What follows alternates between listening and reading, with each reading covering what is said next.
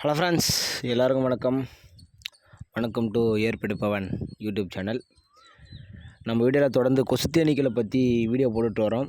நீங்கள் கொசுத்தேனி வளர்ப்பில் ஈடுபடணும் அப்படின்னா நம்ம வீடியோக்களை தொடர்ந்து வாட்ச் பண்ணிகிட்டே இருங்க. நம்ம சேனலை வந்து மறக்காமல் சப்ஸ்கிரைப் பண்ணிக்கங்க. இப்போ நம்ம வீடியோக்குள்ளே போகலாம். இந்த இடத்துல பார்த்தீங்கன்னா பனை மரத்தில் கொசுத்தேனி கூடி இருந்துச்சு. அதை வந்து பார்த்தீங்கன்னா உயிரோட சாய்ச்சிட்டாங்க. நம்மளுக்கு தான் இந்த கொசுத்தேனி கூடுகளை தேடுறது ரொம்ப பிடிக்குமே அப்படின்னு சொல்லிட்டு என்ன பண்ண போய் தேடினேன் ஒரு நாள். அப்போ பார்த்தீங்கன்னா இந்த மரத்தில் இருந்துச்சு. நானும் ஃபஸ்ட்டு கத்தியாலாம் வெட்டி ட்ரை பண்ண ஒன்றும் முடியல. அதுக்கப்புறம் வாழை எடுத்துகிட்டு வந்துட்டேன். வெட்டி அறுத்து ரெடி பண்ணிகிட்டே வரோம். கிட்டத்தட்ட எங்களை ஒரு 2 மணி நேரத்துக்கிட்ட இது வேலை வாங்கிடுச்சு. ஈஸியாக வந்து எங்களால் எடுக்கவே முடியல. அதுக்கப்புறம் வாள் எடுத்துகிட்டு வந்துமே சரி பண்ணல எங்களுக்கு. திருப்பி கோடாலி எடுத்துகிட்டு வந்தோம். பார்த்தீங்கன்னா வாழால் அறுத்துக்கிறது எவ்வளோத்துன்னு தெரியும்.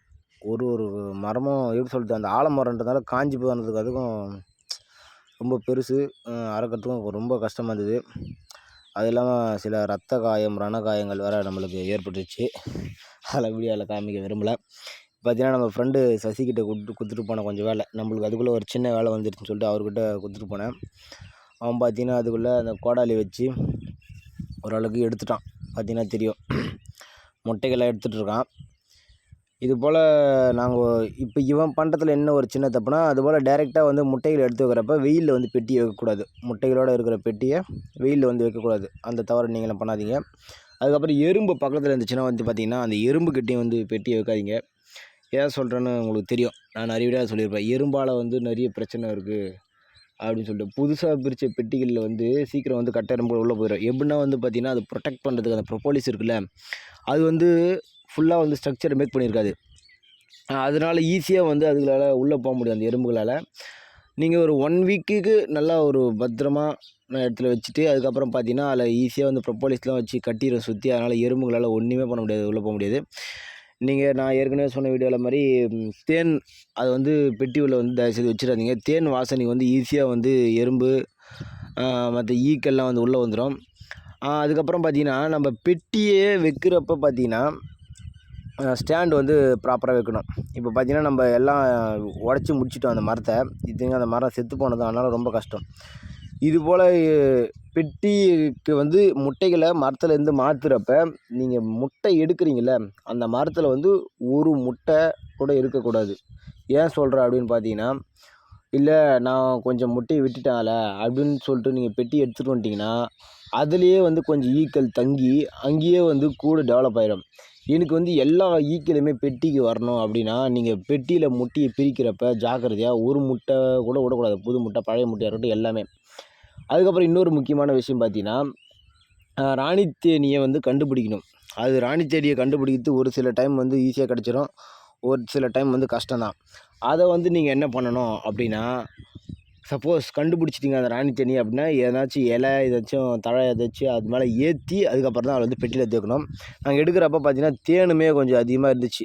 ஆனால் இந்த தேனை வந்து நாங்கள் வீட்டுக்கு எடுத்துகிட்டு போகல. ஏன்னு பார்த்தீங்கன்னா நம்ம மரத்தூள்கள்லாம் வந்து அதிகமாக கலந்ததுனால அதில் இதுவாகிடுச்சு. சரி அப்படியே கொஞ்சம் மட்டும் எடுத்து சின்னதாக ஒரு பாத்திரம் மாதிரி வச்சு அதில் கொஞ்சம் நேரம் ஒரு மூலையை தேங்க விட்டு சாப்பிட்டோம். தேன் வந்து எப்படி சொல்கிறது, அந்த புளிப்பு சுவையுடன் இருக்கிறதுனால செம்ம டேஸ்ட்டு. எப்படி சொல்கிறது, அந்த புளிப்பு சுவை கலந்து இனிப்புன்னு சொல்லுவாங்களோ அதுபோல் இருந்துச்சு. கிட்டத்தட்ட ஒரு 50 ml அவ்வளோ தேன் கிடச்சிருக்கும் எங்களுக்கு. பார்த்தீங்கன்னா தெரியும், அந்த அலுமினியம் ஃபாயில் வச்சுருக்கோம் பாருங்கள். இப்போ அர்ஜென்ட்டுக்கு இதுவும் இல்லை எங்களுக்கு பாத்திரம், அதனால் வச்சிட்டோம்.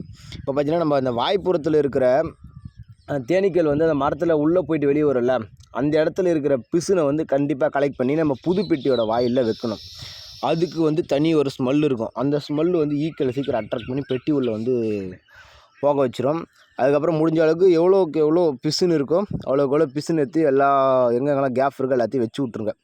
ஓகே ஃப்ரெண்ட்ஸ், இதை நம்மளுக்கு இன்றைக்கி பிரித்த பெட்டி. கண்டிப்பாக இது சக்ஸஸ் ஆகும்னு நினைக்கிறேன். ஏன் அப்படின்னு சொல்கிறேன் பார்த்தீங்கன்னா, வெயில் நாள் சோர்ஸ் ரொம்ப கம்மியாக இருக்குது. இதுபோல் கொசு தேனி வளர்ப்பு, அதுக்கப்புறம் இந்திய தேனி வளர்ப்பு மற்றும் விவசாயத்தை பற்றின ஏதாவது தகவல் இருந்தால் தாராளமாக நமது கமெண்ட் பாக்ஸில் கேட்கலாம். ஓகே ஃப்ரெண்ட்ஸ், இந்த வீடியோவுக்கு நாங்கள் இவ்வளோ கஷ்டப்பட்டுருக்கோம். ஏன்னா இது காமிச்சது வந்து எப்படி சொல்கிறது, ஒரு 50% கூட இல்லை. நாங்கள் எவ்வளோ கஷ்டப்படுறது சும்மா வீடியோக்காக தான் இது வந்து எடுத்தோம். நாங்கள் கஷ்டப்பட்டது வந்து அது கூட்டு பிரியத்துக்குள்ளே ரொம்ப போதும்னு ஆயிடுச்சு. இப்போ பார்த்தீங்கன்னா எறும்புகள் எதுவும் ஏறாத அளவுக்கு, அதுக்கப்புறம் பெட்டி வந்து டேரெக்டாக வெயிலில் வைக்கக்கூடாது அப்படின்றதுனால மேலே வந்து ஒரு ஓலை வச்சுட்டு ஸ்டாண்டில் பார்த்தீங்கன்னா கொஞ்சம் பிசுன்னு இருந்துச்சு, அதையுமே கொஞ்சம் தடவி விட்டேன். மறுபடியும் இருட்டின டைம், அந்த டைமில் போயிட்டு பார்த்தேன், ஈக்களும் வந்து கொஞ்சம் உள்ளே இருந்துச்சு.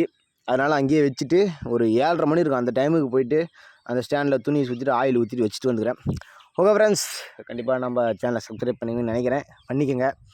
ஓகே, நெக்ஸ்ட் வீடியோவில் பார்க்கலாம். ஈக்களும் பார்த்தீங்கன்னா கொஞ்சம் உள்ளே இருக்கும், கட்டை எறும்புகளும் இருக்காங்க, அதனால் கொஞ்சம் லைட்டாக ஆயில் ஊற்றிட்டு வந்திருக்கேன். ஓகே ஃப்ரெண்ட்ஸ், மறக்காமல் நம்ம சேனலை ஃபாலோ பண்ணிக்கங்க. ஓகே பாய், அடுத்த வீடியோவில் பார்க்கலாம்.